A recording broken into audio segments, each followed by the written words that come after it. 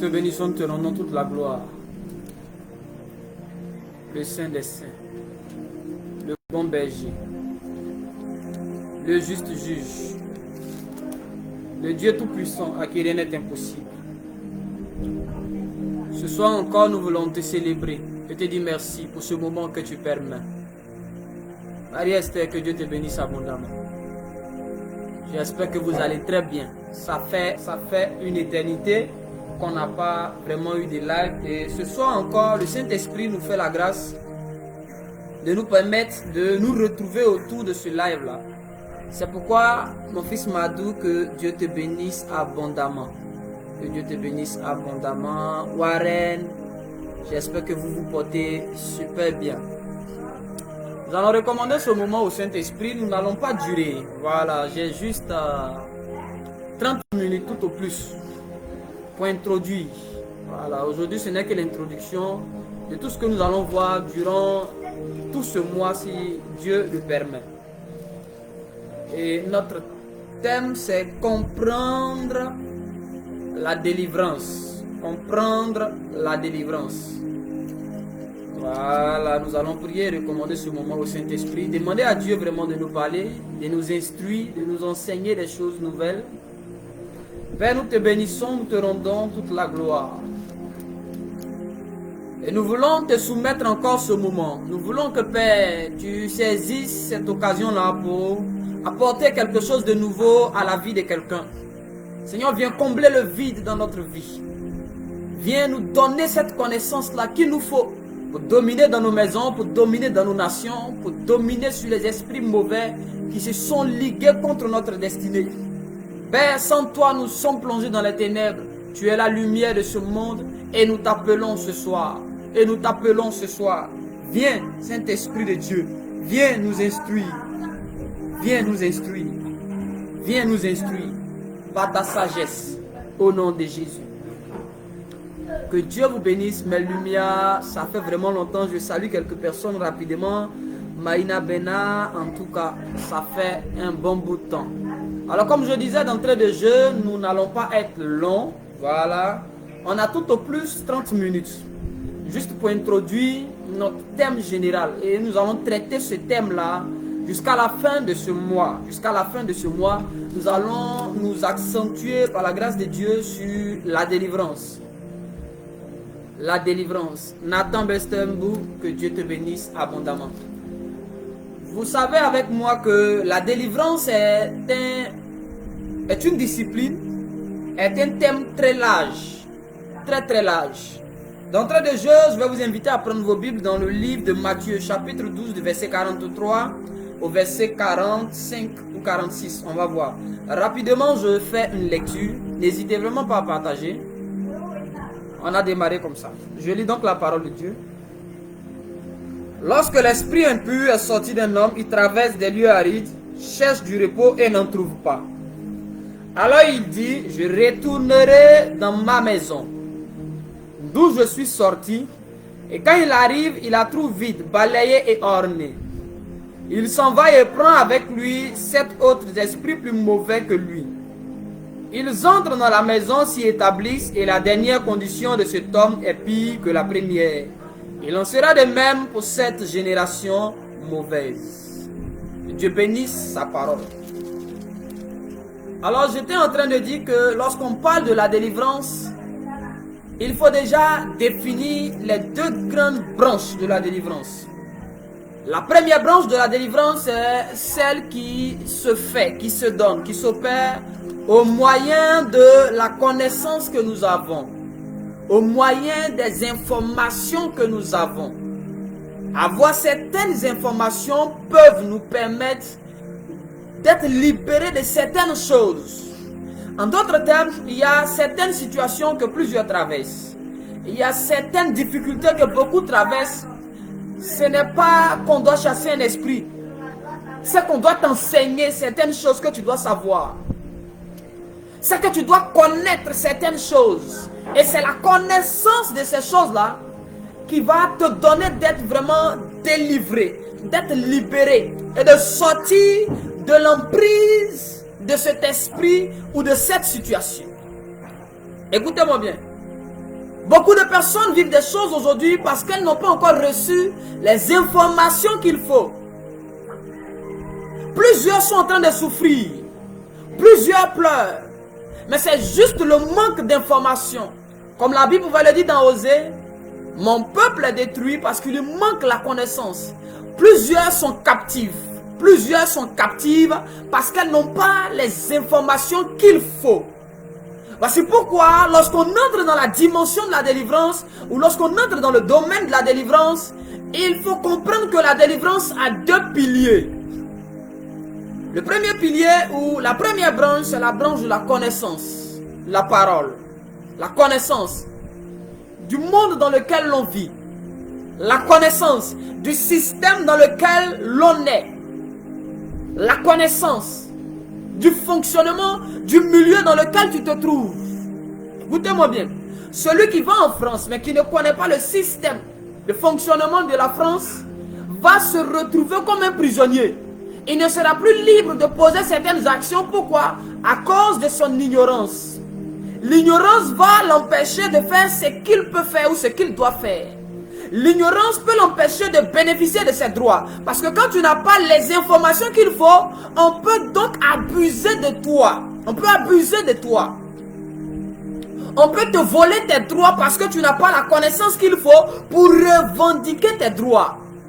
Il peut avoir abus de droits parce que tu ne sais pas. Or, quand tu ne sais pas, le diable va donc s'appuyer sur cette ignorance pour pouvoir te dépouiller de beaucoup de choses. Le diable va s'appuyer sur ton ignorance pour pouvoir t'arracher certaines choses. Je prends un exemple ici en Afrique. Excusez-moi de le dire, mais il y a certains hommes en tenue, je parle des hommes en tenue, des militaires, policiers et autres, lorsqu'ils rencontrent des automobilistes sur la route, et qu'ils se rendent compte que ceux-ci ne connaissent pas leurs droits, ils peuvent les influencer et leur soutirer de l'argent. Mais lorsqu'ils essaient et qu'ils voient que tu connais le système, tu maîtrises, tu connais tes droits, automatiquement ils se mettent dans leur coquille et c'est avec respect qu'ils abordent certaines choses. Tu as besoin de connaître. Tu as besoin de savoir. Tu as besoin d'avoir certaines informations sur la famille dans laquelle tu te trouves. Ce n'est pas partout qu'on met le feu. Je taille, je brille, je renverse. Écoutez-moi bien. Il te faut la connaissance. Il te faut deux types de connaissances. Pour entrer dans le domaine de la délivrance, tu as besoin de deux petits types de connaissances. Le premier volet de connaissances qu'il te faut, je rappelle que nous sommes dans l'introduction du thème. Voilà, je suis en train d'introduire, de poser les bases. Dans le premier volet de connaissances, il y a d'abord la connaissance du Dieu que nous avons. Écoutez-moi bien. David n'a pas attaqué Goliath parce qu'il connaissait trop Goliath. David a pu relever le défi parce qu'il connaissait le Dieu qui était derrière lui. D'où son indignation et sa révolte interne où il a dit: comment pouvez-vous permettre que cet incirconcis ose défier l'armée du Dieu vivant? En fait, ce n'était pas le fait qu'on insulte l'armée qui dérangeait David, mais c'est le fait que le grand Dieu de l'armée était là et puis on insultait l'armée sans que l'armée ne soit en mesure de réagir parce que cette armée-là ne connaissait pas Dieu. Saül ne connaissait pas Dieu, Saül connaissait Samuel. C'est Samuel qui connaissait Dieu. Saül ne connaissait pas Dieu. Saül connaissait Samuel. Et Samuel connaissait Dieu. Dieu avait commencé à se révéler à Samuel depuis le temple, au temps du sacrificateur Élie. Le papa de Phiné. Donc, David, lui, avait déjà rencontré Dieu dans le désert, là où il était derrière les brebis. Voici pourquoi lorsqu'il décide d'aller défendre l'honneur du pays, Saül va lui dire: mais mon petit, tu n'es pas encore arrivé, tu ne peux pas. Tu es encore petit pour affronter cet homme. C'est un homme de guerre depuis longtemps. David connaissait le Dieu qu'il priait, qu'il adorait. Et la deuxième des choses, écoutez-moi bien, celui qui ne connaît pas son Dieu ne doit pas s'aventurer dans des combats spirituels. On ne va pas en guerre parce qu'on connaît son ennemi. On va en guerre parce qu'on connaît ses alliés. On ne va pas en guerre sur la base des informations qu'on a ou de la connaissance qu'on a de nos ennemis uniquement. Pour aller en guerre contre une personne, contre un camp, tu dois t'assurer de deux choses. Non seulement de les connaître, d'avoir des informations sur leur fonctionnement, mais aussi d'avoir des informations sur tes alliés, sur tes armes. Celui qui ne connaît pas son Dieu ne pourra pas vaincre le Dieu d'autrui. Celui qui ne connaît pas son Dieu ne sera pas en mesure de renverser les décrets qui ont été pris par les dieux des autres. Qui me suit? Beaucoup de personnes aujourd'hui vont dans des batailles. Je vais renverser, je connais le sorcier. Connaître le sorcier de sa famille, c'est bon. Ça, c'est le deuxième aspect de la connaissance qu'il te faut. Connaître son ennemi, connaître les dieux de ses ennemis. Voici pourquoi, pour pouvoir libérer Israël, Dieu n'a pas pris n'importe quel homme. Il a pris un homme qui connaissait les divinités égyptiennes qui s'appelle Moïse. Et la connaissance des dieux égyptiens n'a pas suffi. D'où Dieu lui-même avait besoin de se révéler à Moïse dans le désert. Ton problème, c'est qu'on t'a dit que pour sortir de la prison dans laquelle tu es, pour sortir de la situation dans laquelle tu te trouves, on t'a dit que tu dois connaître le sorcier qui te combat. Tu dois connaître les sorciers de ta famille. Tu dois maîtriser les décrets qui ont été pris dans la famille. Les adorations des parents qui ont été faites. C'est bien beau de connaître toutes ces choses. C'est important. C'est l'un des aspects importants, indispensables dans le processus ou dans l'engagement de la guerre. Pour la délivrance totale. Mais écoutez-moi bien, c'est l'un des aspects. Parce que le deuxième aspect, et le plus important, ce n'est pas de connaître ses ennemis, mais c'est de connaître ses alliés. C'est pourquoi un homme de guerre, un homme de combat spirituel, un homme qui doit affronter des entités, doit connaître non seulement les entités qu'il va affronter, mais connaître le Dieu avec lequel il marche. Moïse connaissait les dieux des Égyptiens, il avait grandi là-bas. La Bible même déclare qu'il a été instruit dans toute la sagesse égyptienne. Mais cela ne suffisait pas à notre Dieu, à l'Éternel des armées, pour envoyer Moïse aller libérer le peuple. Il lui fallait connaître aussi le Dieu qui devait marcher avec lui. Ta victoire sur les divinités de tes ennemis, sur les esprits des sorciers de ta famille, dépend de ta connaissance sur les anges qui marchent avec toi. Celui qui ne connaît pas ses alliés ne saura pas affronter ses ennemis. La victoire ne commence pas d'abord par ce que tu sais de ton ennemi, mais la victoire commence par ce que tu sais de tes alliés. Combien d'anges tu as? Avec combien d'anges tu marches? Quel est le degré de l'onction que Dieu t'a accordé? Le Dieu qui t'est apparu, il s'est révélé à toi en tant que qui? En tant que le Dieu d'amour, le Dieu tout-puissant, le Dieu de la richesse? En tant que qui Dieu s'est-il révélé à toi? C'est pourquoi Moïse pose la question. Mais je m'en vais là, je l'ai dit quoi? Il dit, va dire que le Dieu d'Abraham, d'Isaac et de Jacob, celui qui s'appelle Je suis, l'Éternel des armées, c'est lui qui t'envoie. Tu vas t'arrêter devant des esprits. Je déclare que tout décret qui a été pris dans ma famille soit brisé. Mais toi-même qui t'as envoyé, tu viens au nom de qui? Oh non, je viens au nom de Jésus. Parce que tu as lu dans la Bible Jésus, donc tu penses que Jésus marche avec toi. Lis dans la Bible, Jésus ne veut pas dire que Jésus marche avec toi. Passer son temps à lire la Bible, je lis la Bible, ça ne veut pas dire que Jésus marche avec toi. Plusieurs connaissent mieux. Tu sais ce qui fatigue ta famille. Le problème c'est que tu ne connais pas le Dieu qui marche avec toi. Parce que la connaissance du Dieu avec qui tu marches va te donner la connaissance du système dans lequel il veut fonctionner avec toi. Ton problème c'est que tu veux te comporter comme les autres. David n'a pas utilisé les mêmes armes que Goliath. Pourquoi? Parce que David connaissait le fonctionnement de son Dieu. Goliath marche en fonction de la connaissance et de la force de son Dieu. David aussi marche en fonction de la connaissance et de la force de son Dieu. Donc ils n'ont pas la même manière d'aborder les combats spirituels. Ils n'ont pas la même manière de résoudre leurs problèmes. Toi tu veux résoudre ton problème sur la base de ce que l'autre a fait. Toi tu veux résoudre ton problème sur la base de comment l'autre a réussi. Est-ce que vous avez le même Dieu? Le Dieu que nous servons, écoutez-moi bien, Dieu n'a pas un seul visage. Dieu a plusieurs visages. C'est pourquoi dans certaines dimensions, il s'appelle la lumière. Dans d'autres dimensions, il se révèle comme étant le pain de vie. Dans d'autres dimensions, il se révèle comme étant la source intarissable. Il est l'eau de vie. Dans d'autres dimensions, le même Dieu, il est le feu dévorant. Dans d'autres dimensions, il est le vent. Dans d'autres dimensions, il est l'huile. Dieu a plusieurs facettes et Dieu a plusieurs fonctionnements. La Bible dit qu'il y a diversité. Il y a diversité d'opérations. C'est le même Dieu, mais il y a diversité d'opérations. C'est le même Dieu, mais il a plusieurs facettes. Ah. Frère, beaucoup de personnes aujourd'hui veulent être délivrées. Tu ne seras pas délivré qu'en connaissant le nom du sorcier qui fatigue tes enfants. Prophète, dis-moi, qui me fatigue même? Qui est le sorcier qui me combat? Je veux connaître son nom. Est-ce que tu connais le nom de ton Dieu? Non, je le connais, il s'appelle Jésus, il ne s'appelle pas Jésus. Il y a un nom personnel. Écoutez-moi bien. Ce qui détermine qu'un homme est l'ami intime d'une personne, c'est qu'il connaît un nom. Que seul ce monsieur-là connaît. Il y a toujours un nom intime. Lazare n'appelait pas Jésus maître. Lazare n'appelait pas Jésus rabbi. Lazare appelait Jésus mon ami. C'était le code, c'était le symbole de leur intimité. Ça prouvait que Lazare connaissait Christ. Ce qui prouve que tu connais quelqu'un au-delà de l'aspect général, c'est que tu dois avoir des informations sur sa personne que les autres n'ont pas. Jésus, là, il a le nom de caresses. Il a les petits noms, les petits noms.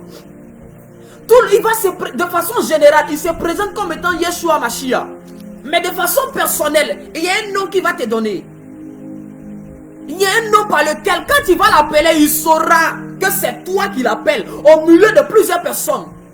Les enfants d'Israël avaient poussé un cri qui était différent du cri des Éthiopiens qui étaient sous la domination de l'Égypte dans leur période. Parce qu'Israël n'était pas le seul pays sous la domination égyptienne. Plusieurs peuples criaient.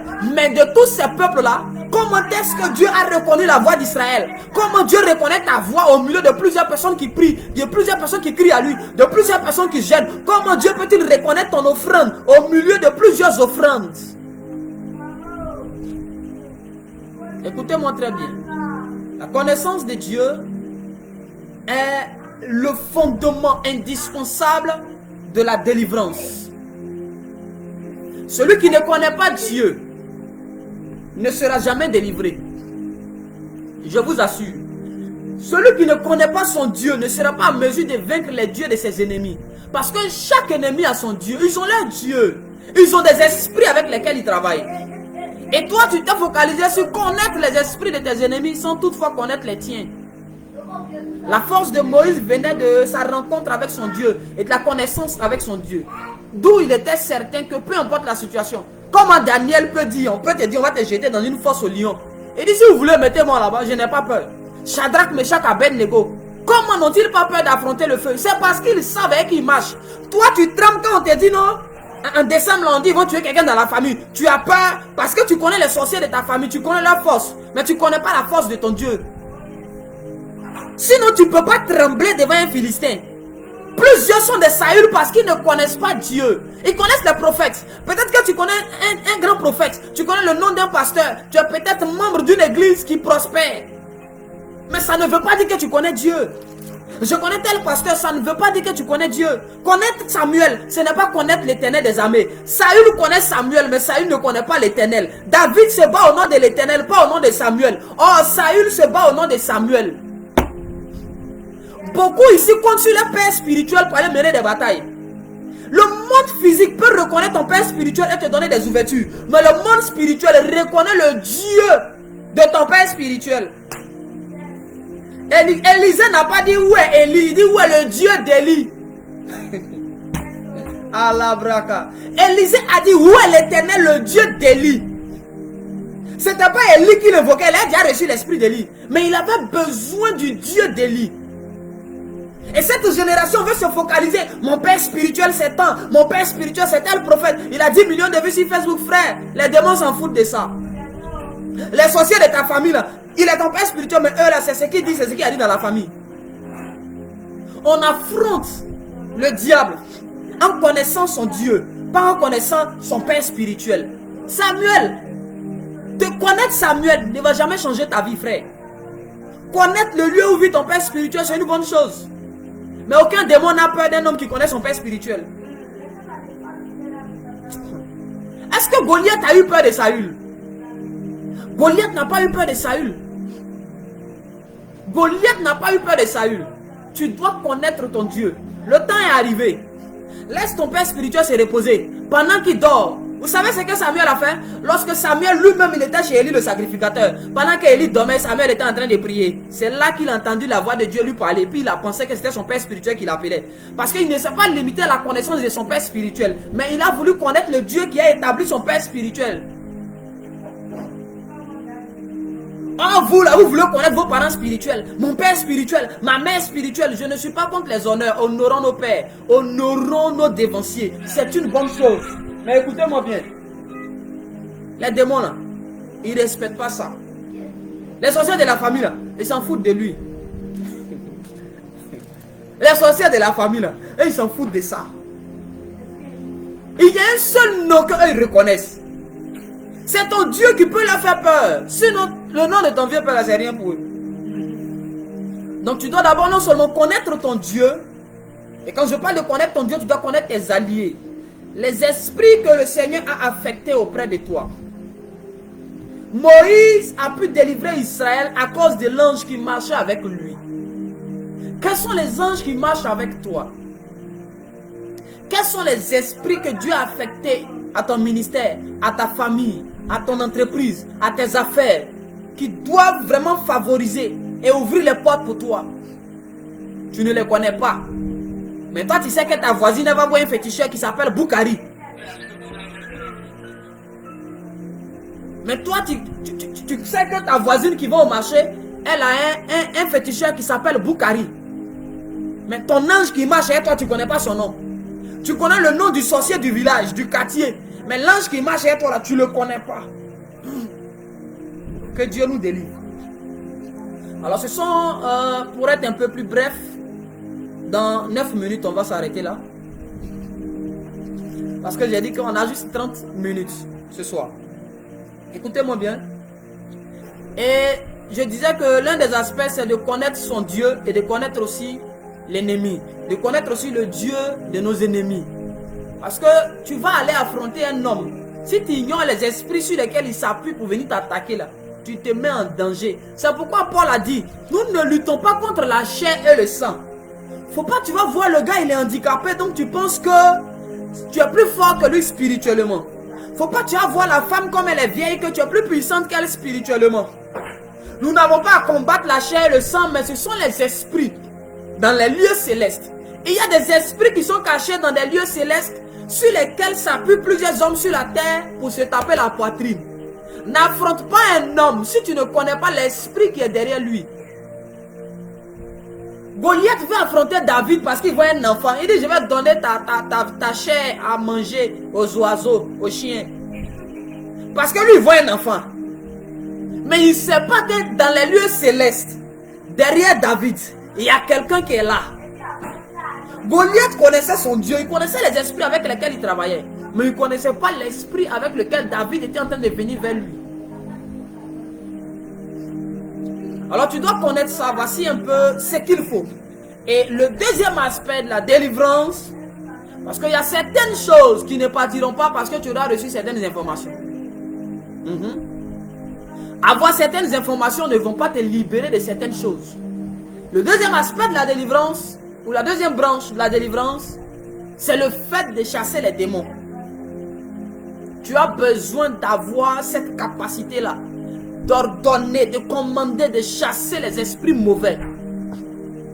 Et lorsqu'on entre dans cette dimension ou dans cette branche-là, tu dois comprendre que un démon ne se chasse pas seulement que dans la vie d'un homme, mais aussi dans des objets, dans des territoires, dans des maisons et dans des endroits. L'église est spécialisée dans la chasse aux esprits dans le corps des hommes. Mais l'église a oublié le côté où un esprit a la capacité d'habiter n'importe quelle surface, n'importe quel objet. Il y a des endroits qui sont habités par des esprits mauvais. Délivrer les hommes qui vivent dans cet endroit-là, ce n'est pas les libérer. Mais chasser l'esprit qui domine dans cet endroit-là, c'est libérer les hommes qui sont dans cet endroit-là. Alors le ministère de la délivrance doit être réétudié et reconfiguré. On doit réétudier afin de pouvoir à nouveau entrer dans une nouvelle dimension de délivrance. Et il y a certaines personnes à qui on ne doit pas imposer les mains. Mais c'est la maison où ils dorment là, on doit délivrer. Le temps est arrivé où Dieu est sur le point de relâcher une onction, une force qui va donner à certaines personnes, non pas de chasser des esprits de corps, mais de chasser des esprits de différents territoires. Parce qu'il y a des esprits qui sont dans les vies, mais il y en a qui sont dans des corps, qui sont dans des territoires. Ils gouvernent le territoire. Alors pour revenir à notre texte de base, la Bible dit, lorsqu'un esprit impur est sorti, il va par des lieux arides et ne trouvant pas du repos. Écoutez-moi bien. Lorsqu'on entre dans le domaine de chasser les esprits de corps, quand tu dis un esprit sort, va-t'en. La Bible dit que quand il sort, il va dans un endroit pour chercher du repos. Je vais t'expliquer ce que la Bible n'a pas expliqué. Lorsque l'esprit sort, on a dit il va dans des lieux arides. En réalité, tous les esprits ne vont pas dans les lieux arides. Certains esprits, quand ils sortent, ils vont chercher des endroits où avoir du repos. En fait, le repos dont il est question dans cette parole-là, ce n'est pas aller dormir, ce n'est pas aller se coucher, mais c'est chercher un autre corps, chercher un autre lieu dans lequel il se sentira comme dans la maison dans laquelle il vient de sortir. C'est pourquoi quand tu es à l'église, et puis on est en train de chasser un esprit de masturbation, sois disposé, parce qu'il sort du corps peut-être du frère Alfred, mais dès qu'il sort, il cherche un autre corps dans lequel il va se sentir à l'aise. Si toi aussi tu aimes te masturber et que tu te retrouves dans un rayon où on est en train de chasser un esprit de masturbation, quand il sort du frère Alfred, il vient dans ton corps, parce que dans ton corps il se sent à l'aise. C'est les mêmes choses que tu fais. Donc là, lui n'a pas besoin d'aller dans les lieux arides. Il va dans ton corps. Et quand il trouve du repos dans ton corps, il ne revient pas dans sa maison. Donc la condition pour qu'un esprit revienne dans une maison, c'est de ne pas trouver du repos. Or le repos dont il est question, c'est de ne pas trouver un corps dans lequel il se sent à l'aise. Dans 3 minutes, je coupe le live. La Moussa Katabra. Écoutez-moi bien. Donc quand démon sort, vous êtes à l'église parce que plusieurs personnes, ils vont dans des programmes de prière, ils vont dans les églises, ils s'en vont regarder leurs camarades qui tombent. Oh non! Et ils ont prié si celle-là est tombée. Donc quand on chasse l'esprit d'adultère, quand il sort de là, et que toi-même dans ton cœur, tu étais en train de fomenter un plan adultérien, l'esprit là se sentait mal, ton corps la tire, ta vie la tire comme un aimant. Donc quand il est lui-même, il est pressé de sortir. C'est pourquoi il y a des gens à l'église, dès qu'on commence l'adoration nette, le pasteur prend le micro, les esprits là eux-mêmes, ils sont pressés de sortir. Parce qu'ils ont vu d'autres corps dans lesquels ils vont se sentir encore mieux que là où ils étaient hier. On ne va pas à l'église pour regarder les gens comme on va au cinéma pour regarder un film. À l'église, on doit être disposé parce qu'on est dans un domaine où il y a des mouvements d'esprit et d'entité. Quand un esprit mauvais sort d'un corps, il cherche un endroit où aller. Il cherche un endroit où entrer. Et quand toi, ton corps, tu es disposé, ta vie est favorable, il rentre là. Et puis il est assis tranquillement. Et puis il se sent à l'aise. Donc souvent tu allais à l'église, c'est là-bas tu enlevais l'esprit de béret là. C'est à l'église. C'est à l'église que tu enlevais l'esprit qui te fait parler beaucoup l'affairage. C'est à l'église que beaucoup ont ramassé beaucoup de démons parce que quand ils étaient en train de faire la délivrance, quand on dit tout esprit de mort sort, ton esprit de mort qui est en train de tuer tes enfants, qui est en train de tuer tes affaires, la pauvreté qui tue aujourd'hui tes affaires, ce qui fait qu'on t'a renvoyé de ton foyer, ce qui fait qu'on t'a renvoyé de ton entreprise. C'est à l'église où tu es parti, tu étais distrait. Quand on chassait l'esprit là, tu étais assis là. Tu te jouais les dangereux. L'esprit là a trouvé le repos dans ta vie à cause de la qualité de ton cœur et de la qualité de tes pensées. Donc quand lui il est sorti là, il a commencé à chercher. Un esprit sort. Il cherche dans le périmètre dans lequel on l'a chassé. Est-ce que les porcs qui sont sortis du fou de Gadara là, ils sont allés dans les lieux arides? Ils ont dit quoi à Jésus? Mets-nous dans ces porcs. Pourquoi? Parce qu'ils se sentaient à l'aise là-bas. Ils trouvaient du repos là-bas. Donc quand un esprit sort là, il ne va pas au loin, il reste dans le périmètre.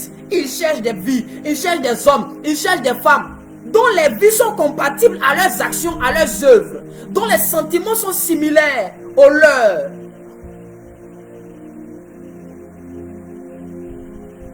Est-ce que je peux commencer? Je vous ai dit 30 minutes.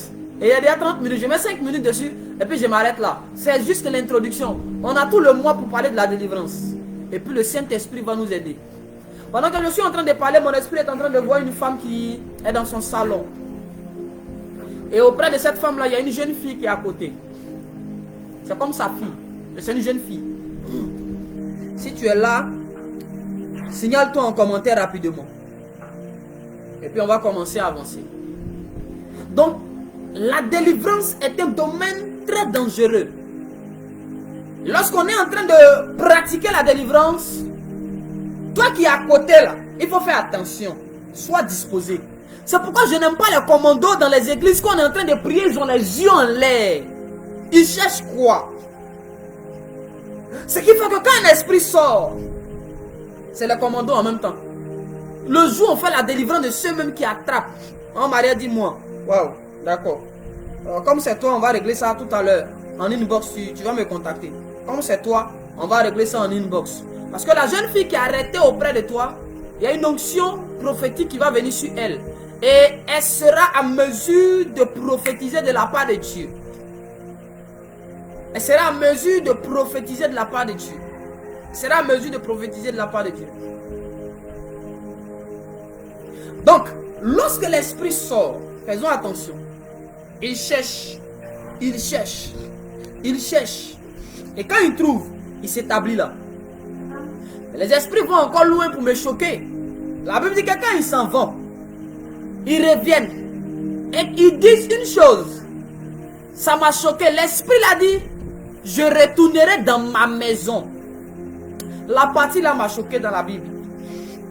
Un corps ou une vie de laquelle tu es sorti. On t'a chassé, sort, tu es parti. Mais même étant là-bas, la maison continue de lui appartenir. Parce qu'il ne dit pas je retournerai dans cette maison. Mais il dit je retournerai dans ma maison. En d'autres termes, même étant hors de ton corps, un démon peut continuer à être le propriétaire de ta vie.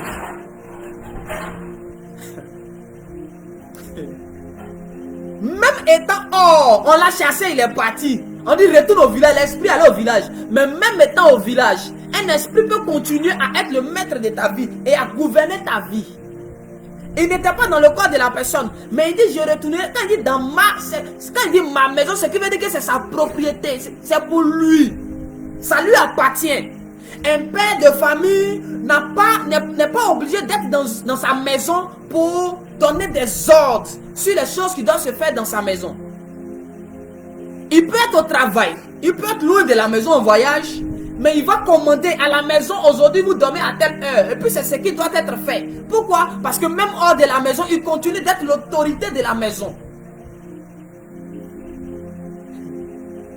Même hors de la maison, il continue d'être l'autorité de la maison. Donc le fait qu'un esprit sorte de ta vie, il est sorti, ça ne veut pas dire qu'il a perdu son autorité sur ta vie. Ça ne veut pas dire que tu es délivré totalement de cet esprit. On est dans la délivrance, hein? C'est juste un survol de mon livre que je suis en train d'écrire.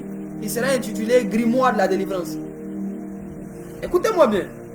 L'esprit là est dehors. Il dit je retournerai dans ma maison. Parce qu'un esprit ne peut dire que tu lui appartiens que lorsqu'il y a une alliance. En fait, dire un esprit de sortir d'un corps, c'est pas difficile. Mais c'est trouver l'alliance sur laquelle l'esprit est entré dans ta vie et il a reçu le pouvoir de ta vie là. Et briser cette alliance là, c'est la seule chose qui peut faire perdre l'autorité à cet esprit là sur ta vie. Que Dieu vous bénisse, famille. On va s'arrêter là pour ce soir. On va s'arrêter là pour ce soir. C'est juste l'introduction. Dites aux gens qui ne savent pas qu'on a repris les lives, qu'on a repris les lives. Demain à 15h GMT, je serai encore là. On va continuer, on va poursuivre. Et le Saint-Esprit va nous aider. Pour vous qui ne vous êtes pas encore abonnés, n'hésitez vraiment pas à vous abonner. Vous qui n'avez pas encore partagé, partagez massivement. Partagez dans tous les groupes. Partagez à tous ceux que vous connaissez. Partagez à tous ceux que vous connaissez. Dites-leur que le prophète est de retour. Que les lives de la spiritualité ont repris. Que cette fois-ci là, on est même dans un thème vraiment qui va nous donner vraiment de connaître beaucoup de choses par la grâce de Dieu. Maîtriser les esprits, comment comprendre les esprits, comment les chasser. On va voir ça, tout ça dans la suite. N'hésitez vraiment pas à vous abonner et à liker, partager. Que Dieu vous bénisse. Que la grâce de Dieu soit encore sur vous. Que la faveur de Dieu soit sur vous. Que la puissance du Saint-Esprit vous localise. Afin que là où des esprits croyaient pouvoir trouver du repos dans vos vies, dans vos maisons. Parce que quand on chasse un démon dans la maison de ton voisin, il est capable de venir trouver le repos chez toi parce que les activités qui se font chez toi lui donnent du repos. Demain, on va poursuivre. Demain, on va se dire beaucoup de choses. Que la grâce de Dieu soit encore sur toi. Que la faveur de Dieu encore te localise. N'hésitez pas à vous abonner demain. C'est 1h, 15h GMT, 17h heure de Paris. Soyez nombreux en ligne. Nous allons évoluer dans le thème que nous avons abordé aujourd'hui. Que Dieu vous bénisse. Que la faveur de Dieu soit encore sur vous. Ce fut un honneur pour moi de vous servir. Shalom.